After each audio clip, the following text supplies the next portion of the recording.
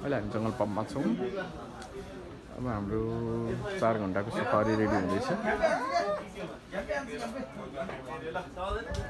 National पार्कभित्र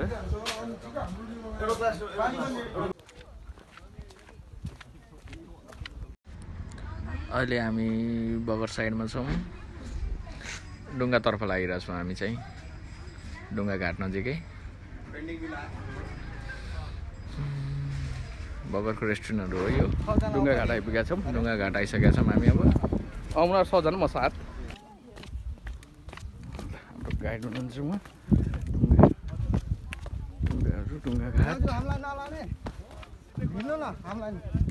जे भन्दै ल बुढा मेरो भाइ यो बोतल यसरी फाल्न दुईजना दाइहरू हुनुहुन्छ टाइगर देखाइदिनु खोजे बोर्ड आयो खिच्दै हामी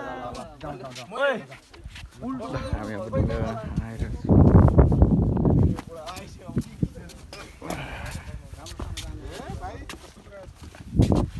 फिर्का निकाल्नु मसँग फिर्का निकाल्नु डुङ्गामा बसिसकेका छौँ हामी चाहिँ।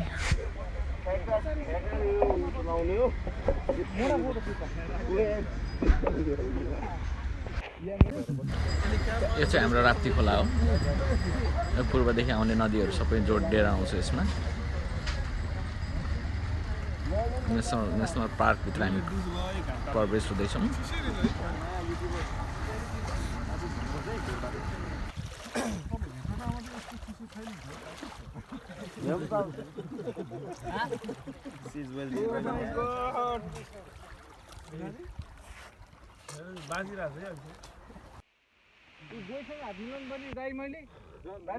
हामी नेसनल पार्कमा छौँ।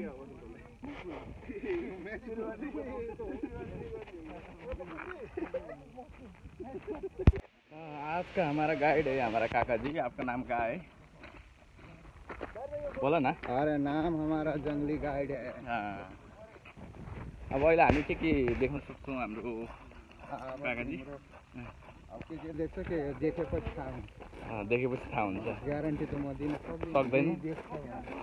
त्यो पनि हो। जुन जुन भेटिन्छ के ओके सर।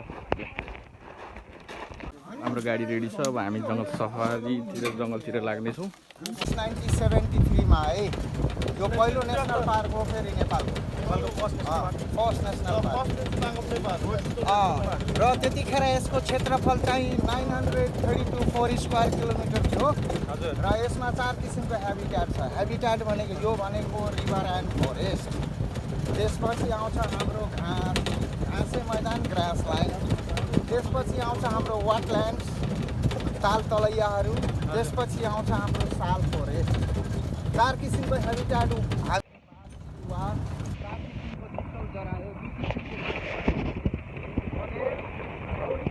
जङ्गली हात्ती अनि धेरै किसिमको चराचुरुङ्गीहरू छ हाम्रो ठाउँ ठाउँमा क्यामेराले क्याच गर्न साह्रो।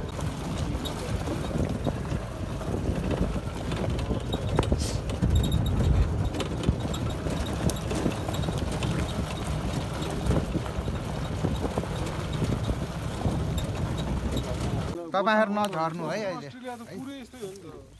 पुरै यस्तो बोइको मूल महामारी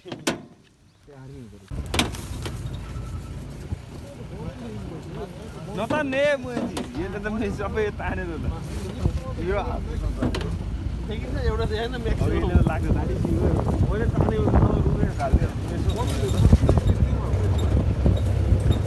अच्छा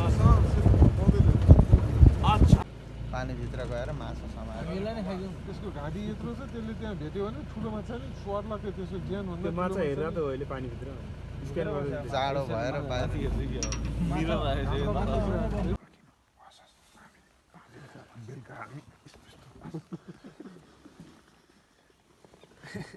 यिनीहरूको सिङको चाहिँ के हुन्छ?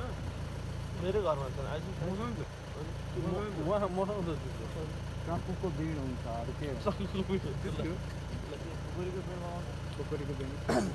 मगाउँछ हौ। लामो कत्रो छ। पहिल्यै बाउहरूले मारे नै भन्थ्यो। हजुरबाउले मारे हो नि जङ्गलको त्यति। This is not a mirror, right? This is only a Zorat. Party एकछिन बस्ने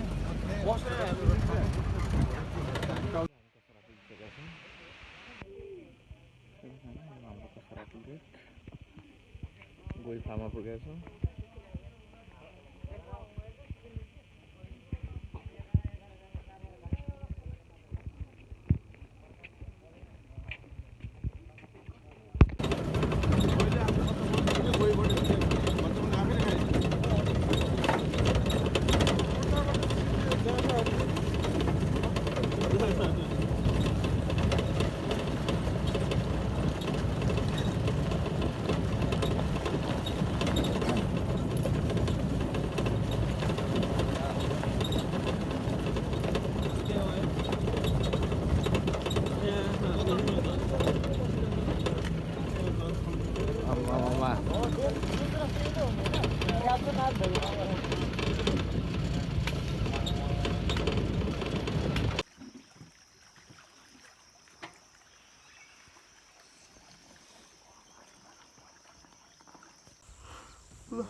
मासु मिठो हुन्छ अरे नि त अनि त्यो प्वाक बेच्नेहरूले कम बेच्न ल्याउँछ यो कसरी लिएर आउँछ है त्यहाँतिर त झरेको पाउँछ नि पाएन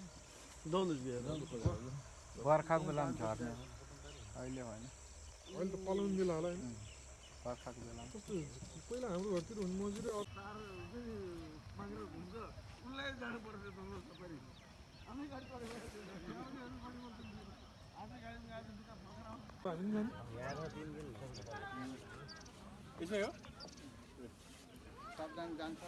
जान्छ